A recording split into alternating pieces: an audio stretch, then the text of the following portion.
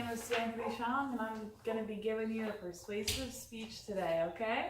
Okay. Close your eyes for a minute. Envision yourself with the barrel of a gun pushed up against your head. You hear the man holding the gun saying, "Give me your money, empty your pockets." You give him everything you own. You look at him while you hand over your belongings, and you see somebody in a drug-induced rage. You're scared, you scream, and then everything is in slow motion, and you're just hoping to stay alive and get back to your family. Can you feel it? Can you feel the fear? That is what hundreds of thousands of Americans go through during an armed robbery. Although you may not personally be affected by someone who is suffering from a drug addiction or have ever been victimized by a using drug addict, I think we can all agree, if we could help save a victim from a drug-related crime, we would. There is also another point I think we can all agree on: money. More specifically, your tax-paying dollars. Drug-related crime costs a society, including costs from victims in the criminal justice system, is approximately $113 billion. To treat these offenders, the cost is estimated to be $14.6 billion. There is a $98.4 billion difference. Yes, you heard me correctly, $98.4 billion.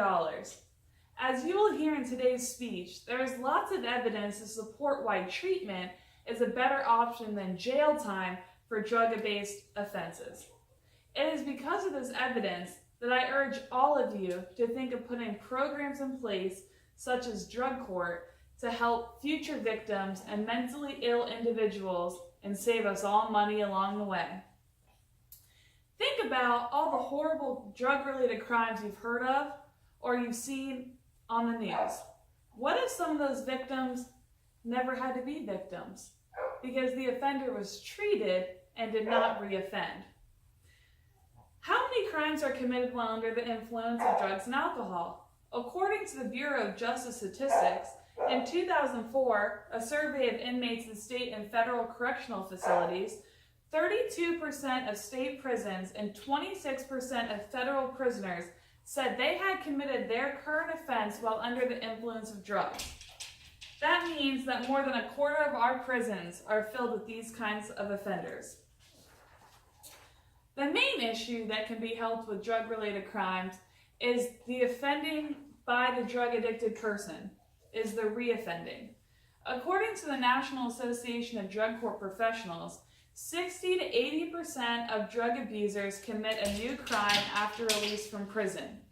When thinking about how many people are already in prison for a drug-related crime, that is an astonishing amount of people that will return to prison, and even more alarming is the number of victims that will be left by the wayside. How can we stop these crimes from happening a second, third, or even fourth time? We can do this by offering programs like drug court to these offenders. What is drug court? Drug court is a program offered to non-violent drug offenders. It enables an offender to be treated for a long period of time while they're being closely monitored by a judge. The clients are offered treatment and other services to help them in becoming clean, productive members of society, while under strict supervision by a drug court judge. They are drug tested at random and required to appear in court to review their progress. Drug court, unlike probation, requires treatment and work on oneself with more supervision to complete the program. Other treatment programs have spun off of drug court to help offenders, such as veterans, that have had a hard time adjusting back to life after war and got involved with the criminal justice system. But how effective is a program like drug court? According to the National Association of Drug Court Professionals, drug courts are 6 times more likely to keep offenders in treatment long enough to get them better. That means that people have a much greater chance to change their lives. If we were able to expand this program, there is no telling how many lives it could affect. Not only the lives and families of the offender, but how many victims' lives could be spared. This program takes people who made a mistake because of an addiction and gives them hope. A female participant said, "Now I get up every day. I get up, I go to work. I take care of my stepson, I pay my bills. Like, I'm happier with myself than I was before." So how do we turn this into a reality? As of this moment, drug court only serves less than 10% of all offenders that could get help from this program. We need more programs around the nation like drug court and try and treat the problem before it happens instead of just punishing after it already does. Rewind for a minute and think about what it feels like to have that gun to your head. What if that offender is never there that night, but rather he's at home with his family and he's tucking his kids into bed because he did the work and got the help he needed and wasn't put back on the street with no coping skills? Think about that.